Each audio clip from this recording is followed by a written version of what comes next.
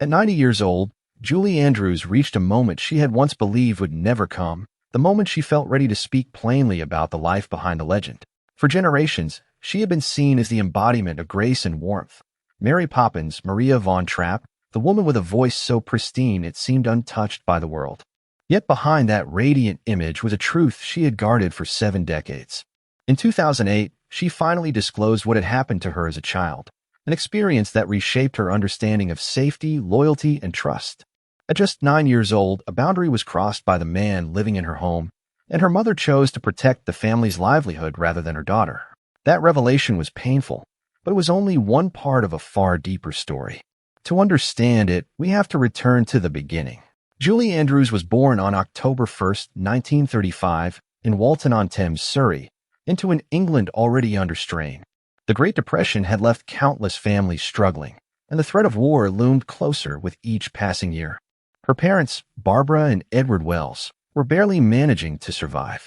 They lived in cramped, uncomfortable conditions where privacy was rare and stability fragile. When World War II erupted in 1939, the family was pushed into some of London's poorest neighborhoods. Their home had no indoor plumbing, no electricity, and often not enough space.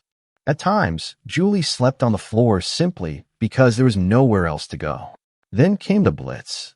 From September 1940 through May 1941, London endured relentless bombardment, night after night of sirens, explosions, and darkness.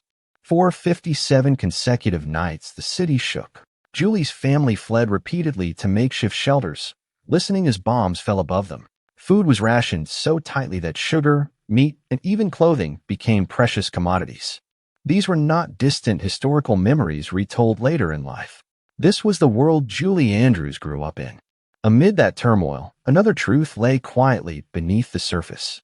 Julie believed Edward Wells was her father. It was a belief that gave her a sense of certainty in an otherwise unstable world. That certainty shattered when she was 15. During a painful family crisis, her mother finally told her the truth. Before Julie was born, Barbara had an affair with a family friend. The man Julie thought was her father was not. The revelation fractured her sense of identity. Even more unsettling, she later realized she had already met her biological father at a social gathering when she was 14, without knowing who he was. His name was never made public, not even in her memoirs. That secret remained sealed for decades, quietly shaping how Julie understood family, trust, and herself. Financial hardship was constant.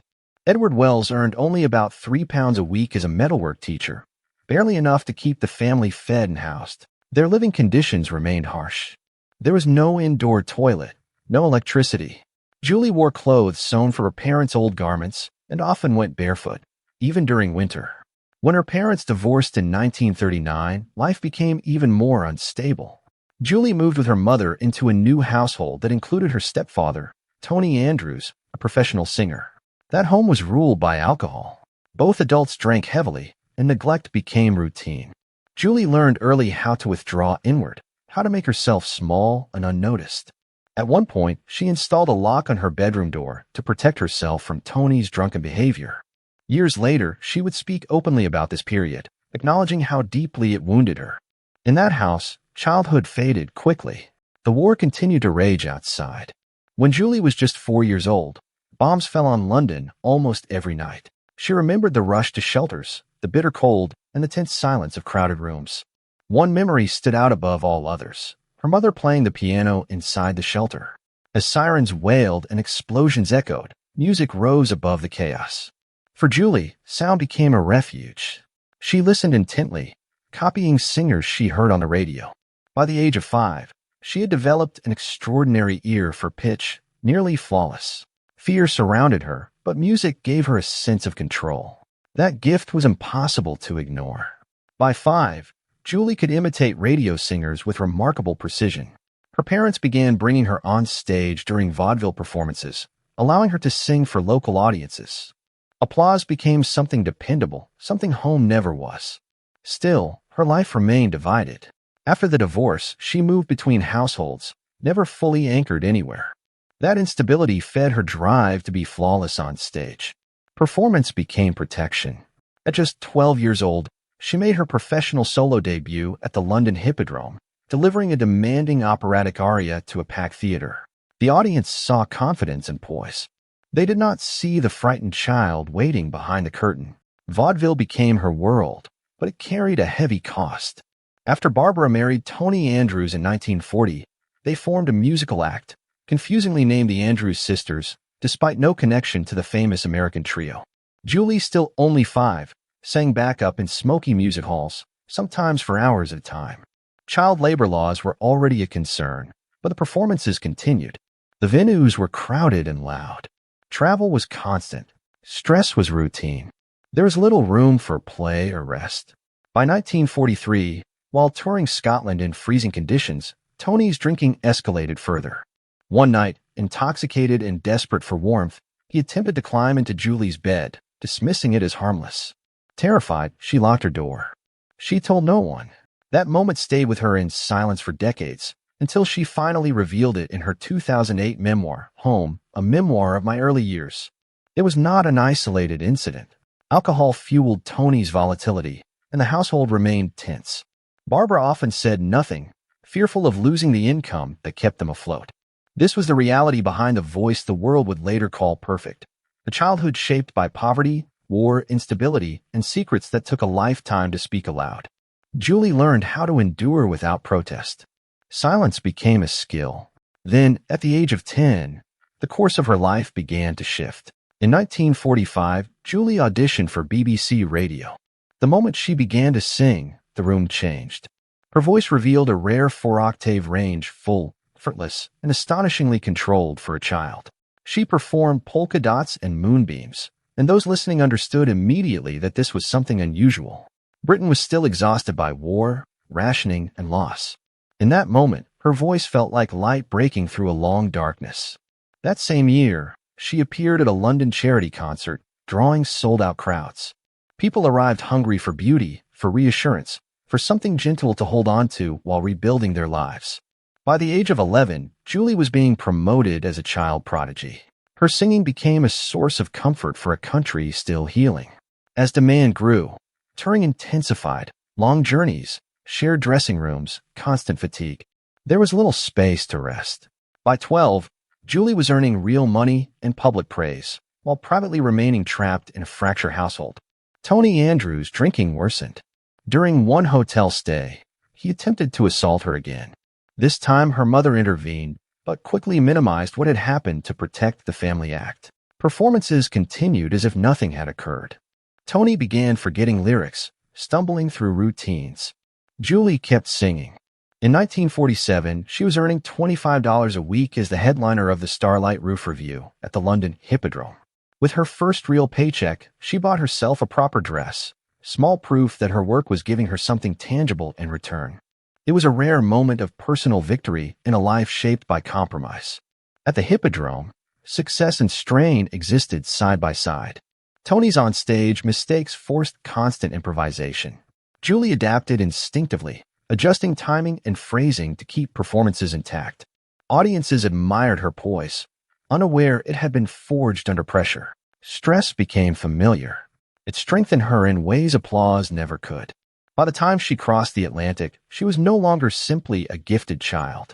She was a professional. On September 30th, 1954, at 18 years old, Julie Andrews stepped onto a Broadway stage for the first time at the Royal Theatre in New York. She was cast as Polly Brown in The Boyfriend.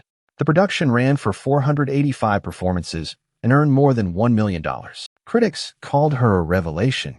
On opening night, she delivered a soaring high F, an almost unheard of note that brought the audience to its feet. The sound felt unreal even to her. She practiced that note in Central Park, sometimes stopping passers-by in their tracks. Off stage, life remained modest. She shared rooms with chorus girls, practiced vocal scales at dawn, and earned $500 a week, an extraordinary salary for someone her age. She learned quickly, sometimes painfully. A brief romance with a stagehand ended when he stole her audition dress just before an important tryout. She recovered. She always did. When Hollywood began to show interest, she hesitated. Stage fright still followed her. She chose discipline over speed, theater over easy fame. Then, in March 1956, at just 20 years old, Julie Andrews walked onto the stage of the Mark Hellinger Theater, and quietly altered the course of Broadway history. She had been cast as Eliza Doolittle in the original production of My Fair Lady. From the earliest previews, it was clear something extraordinary was happening. Watching her transform from a sharp-tongued flower seller into a refined young woman did not feel like performance. It felt like witnessing real change unfold in real time. During one preview, in the middle of the rain in Spain, Julie accidentally slipped into her natural Cockney accent. The mistake landed so perfectly that the audience erupted in laughter. Instead of correcting it, the director kept it. That brief, unplanned moment became one of the show's most beloved details. When the musical officially opened on March 15, 1956, Julie's life changed overnight.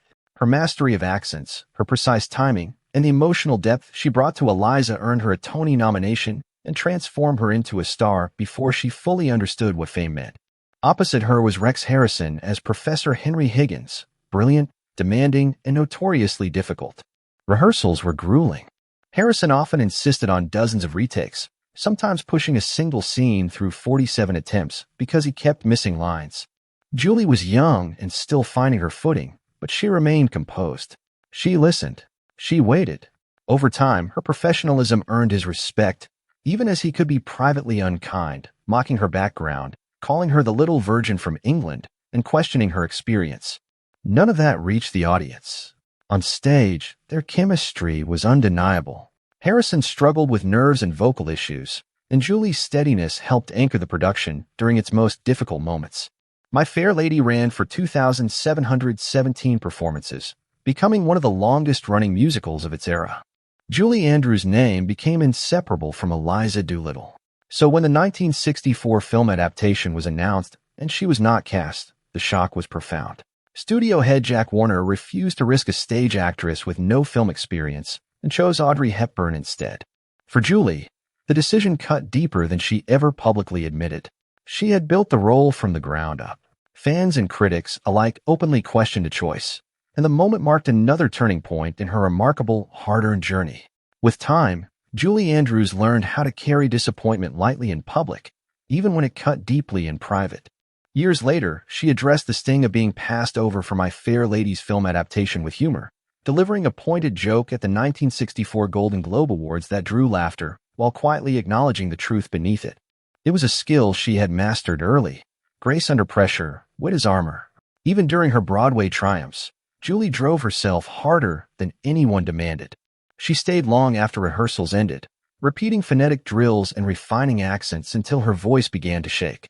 After one 14-hour rehearsal, she collapsed from sheer exhaustion.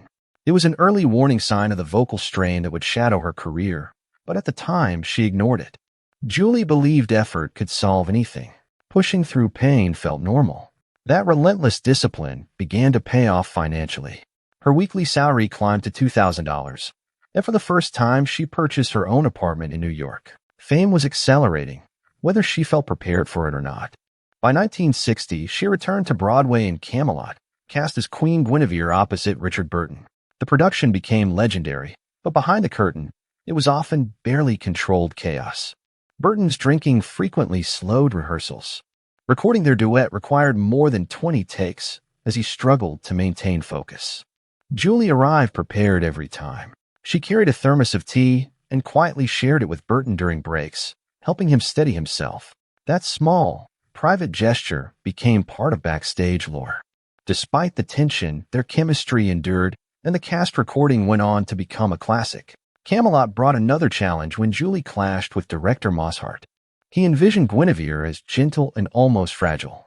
Julie disagreed. She believed the character needed inner conflict, quiet longing beneath restraint, to make the love triangle believable. Her insistence unsettled producers, but she stood firm. Through subtle shifts in posture, vocal tone, and timing, she reshaped the role. Theater historians would later credit her performance with modernizing the character and expanding how women could be written and portrayed in musical theater.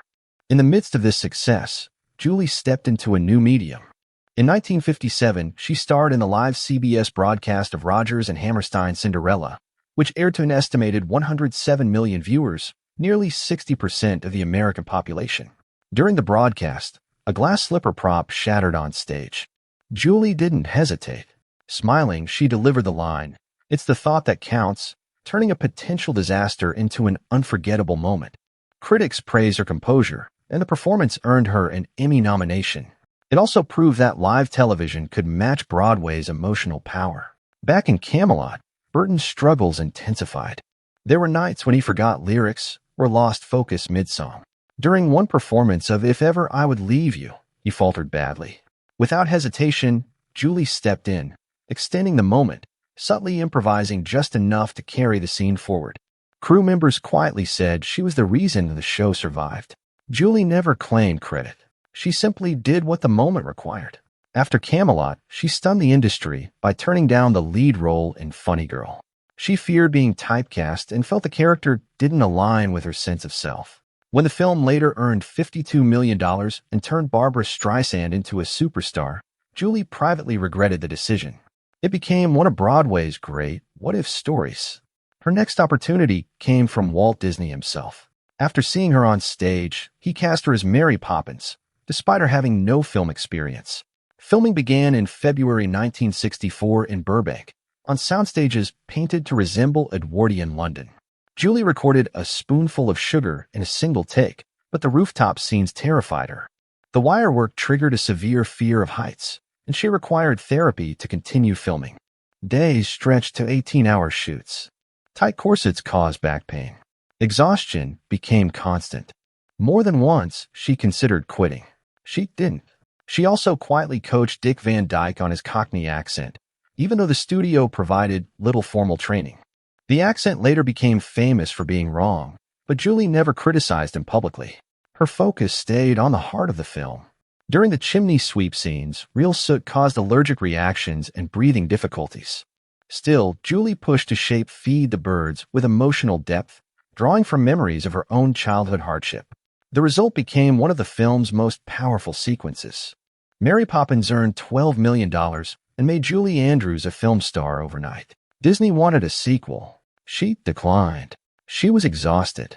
Her body was worn down. Walking away shocked executives, but it revealed something essential. She valued her health more than momentum. In 1965, while filming The Sound of Music, Julie did not simply arrive and smile for the camera. She worked relentlessly for authenticity. She hiked long distances through the Austrian Alps in a nun's habit so Maria von Trapp would feel grounded and real, even when no one could see the strain. The iconic opening shot, where she spins across the mountainside, was anything but effortless. Filmed in a remote location deep into Bavaria, the crew relied on a helicopter for aerial shots. Its downdraft repeatedly knocked her to the ground. After nearly 10 takes, she was covered in dirt and hay, struggling to keep frustration from showing on her face. Then, during another mountain hike for a scene, she twisted her ankle badly, another injury added to a body that had already carried far more than most audiences would ever know. Even then, Julie Andrews refused to take shortcuts. After injuring her ankle, she insisted on reshooting scenes without painkillers so her physical performance would remain consistent from take to take. The conditions were punishing. The mountains were cold and steep. There were no nearby facilities, and she was sometimes left alone for hours with only a single crew member hidden in the brush, shouting directions through a megaphone as if it were the most ordinary thing in the world. That same commitment to realism carried into the Do-Re-Mi sequence, the moment audiences remember as pure, effortless joy. Behind the scenes, it was anything but simple. The sequence took nearly 2 months to complete, repeatedly interrupted by unpredictable weather that fractured the shooting schedule. Every movement had to match perfectly from shot to shot. Director Robert Wise wanted strict choreography, precise, rehearsed, controlled. Julie argued for something more natural. Children, she insisted, don't move like trained dancers, and if everything felt too polished, the magic would vanish. The compromise was meticulous planning paired with controlled freedom. Steps and distances were carefully measured using storyboards and choreography notes. Then Julie gently nudged the scenes toward life. She encouraged the child actors to improvise small gestures and lines, moments of spontaneity that ultimately made it into the final cut. Even the bicycle sequence wasn't quick. It required nearly 2 months of practice, with Julie and the children rehearsing repeatedly on the Fox lot before cameras ever rolled in Salzburg. At first, there was skepticism, but that looseness became part of the film's charm. Eventually, Wise embraced the approach because he could see it working in front of him. Julie took the role so seriously that she quietly went beyond the script. Without fanfare, she sought out surviving members of the real Von Trapp family to understand who Maria truly was, how she spoke, how she parented, and what energy she carried into a room. What she discovered surprised her. The real Maria was disciplined and structured, especially when it came to routine and diet. Julie mirrored that approach on set in subtle ways, even enforcing a no-sweets rule for the children, believing that shared discipline would create a more believable bond on screen. Then came a moment that quietly closed the circle. The real Maria Von Trapp appears briefly in the film, walking with her daughter and granddaughter as Julie's Maria leaves the Abbey. Years later, in 1973, they met again on the Julie Andrews Hour, where Maria taught Julie how to yodel properly, an unspoken passing of the torch offered with warmth and grace. Not everyone found the experience effortless. During rehearsals for Edelweiss, Christopher Plummer struggled deeply. He wasn't a trained singer, and recording with a full orchestra only intensified the pressure. Privately, he jokingly referred to the film as the sound of mucus, a way to release frustration. He later described the recording session as daunting, surrounded by 75 musicians where every mistake felt amplified. Julie noticed his anxiety and responded in the simplest way. She held his hand during the session to steady him. In the final film, most of Plummer's singing was dubbed by Bill Lee, with only a few of his own lines retained, but Julie's calm presence helped keep the room from growing tense. Between long shooting days, the cast shared local Salzburg meals, and at one point Julie baked Plummer an apology pie, a small human gesture that lingered in memory long after the production ended. When The Sound of Music was released, it transformed her life overnight. The film won 5 Academy Awards and went on to earn $286 million worldwide. Julie Andrews was no longer just admired. She was fixed in the public imagination as something flawless. In a 1966 interview, she surprised audiences by admitting she disliked being labeled the perfect, wholesome figure and wanted more demanding roles. That honesty mattered. It revealed a serious artist beneath the sweetness, someone searching for risk, complexity, and growth. That hunger shaped her choices in the years that followed. In 1982, she proved it by starring in Victor/Victoria, playing Victoria Grant, a woman posing as a man who performs as a woman in 1930s Paris. The role was physically and emotionally demanding. Makeup tests could last up to 5 hours, involving prosthetics and facial hair designed to make her male disguise believable. Then she shocked audiences again with a brief nude shower scene, an intentional break from the image the public thought they understood. Directed by her husband, Blake Edwards, the film earned her a Golden Globe and an Academy Award nomination. But the strain was real. Rehearsals revealed vocal fatigue, especially under the demands of rapid-fire comedy. Still, Julie insisted on singing live with piano accompaniment rather than lip-syncing, valuing authenticity even when it demanded more from her voice than it should have. That insistence on depth carried into The Princess Diaries in 2001. Returning to Disney as Queen Clarice Rinaldi, Julie pushed during negotiations to give the character greater emotional weight. One of the most significant additions, A Quiet Romantic History with Joe, the palace chauffeur, was not part of the original script. That choice transformed Clarice into more than a symbol of duty. She became a woman shaped by restraint, regret, and longing, carrying the quiet cost of a life lived inside expectation. It was another reminder that Julie Andrews was never content to remain untouched by complexity, no matter how brightly the world wanted her to shine. The film went on to become a major success, earning more than $165 million worldwide. The sequel carried the emotional thread even further, concluding with Queen Clarice marrying Joe in The Princess Diaries 2. It was a late career moment that quietly reinforced something Julie Andrews had been doing all along, reshaping roles from the inside out, adding depth where none was required, and leaving them richer than she found them. Then came another unexpected turn. In 2004, she lent her voice to the fairy godmother in Shrek 2, a role that allowed her to gently parody the very image audiences had projected onto her for decades. The experience felt liberating. She recorded her lines in just 4 days, yet the character emerged as one of the film's standout elements.